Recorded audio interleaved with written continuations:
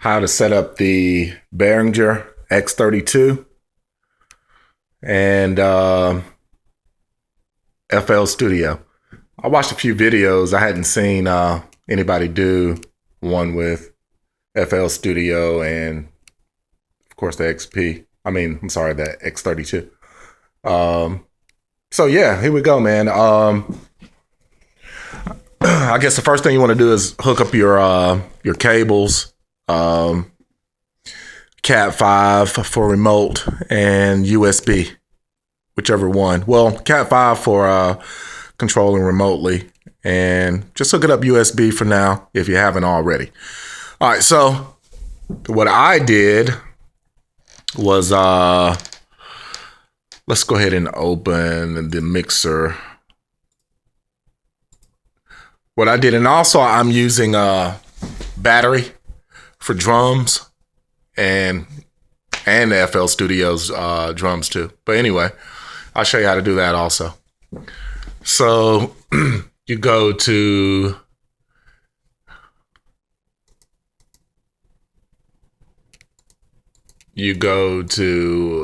what in the world am I looking for? You go to audio, go to MIDI, and right here you see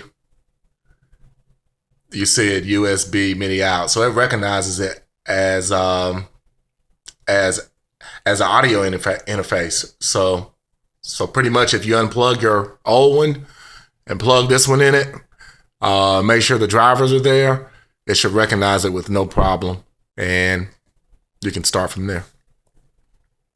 I guess this is a intermediate tutorial for those who know how to do it. Now, on FL Studio, what I did was, since FL Studio does not allow stereo, well, only does stereo, it does not do mono. So what I did was, in battery, I have from 1 to, I don't know, maybe, it's from 1 to 16.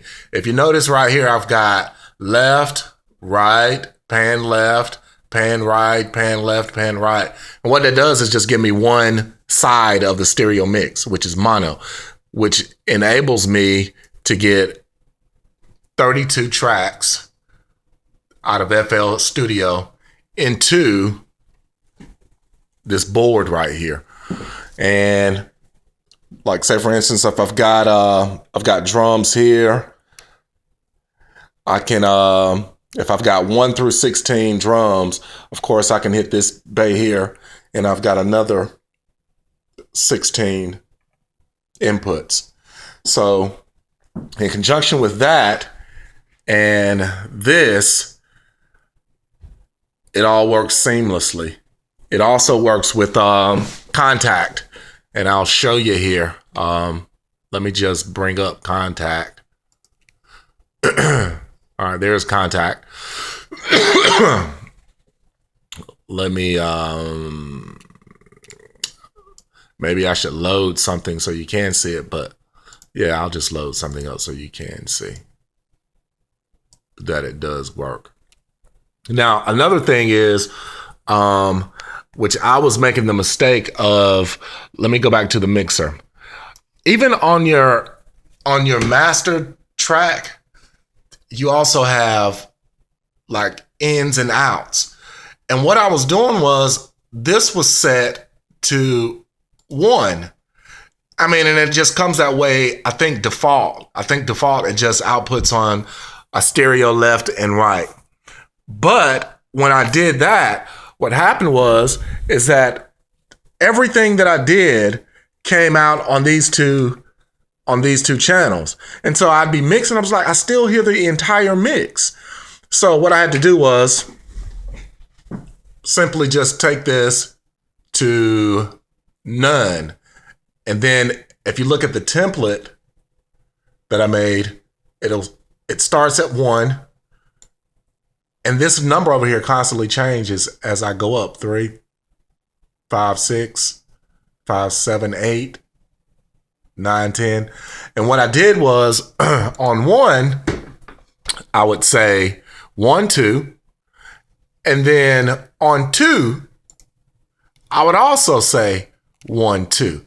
But see, what I'm doing is I'm putting 1 on the left, 2 on the right. So I've got 1 on the left, 2 on the right. So both of these say 1, 1. And the bottom one, the output, will say 1, 1 also. So that way I get a left on 1 and a right on 2 versus a stereo mix on 1. So yeah, man, that's how I hooked it up, and that's how it works for me. Now, as you can see, there's the, on 16, there I've got a signal. And if I go to my board over here, if I go back to 16, which I have up right there, I should have signal, which I do. So if I added another instrument, I would simply go over here to my channel 17 through 32, hit it, and my next instrument would be on this track. My name's Louis Ford. Hit me up if you've got any questions. LOUISFORD III@gmail.com. Deuces.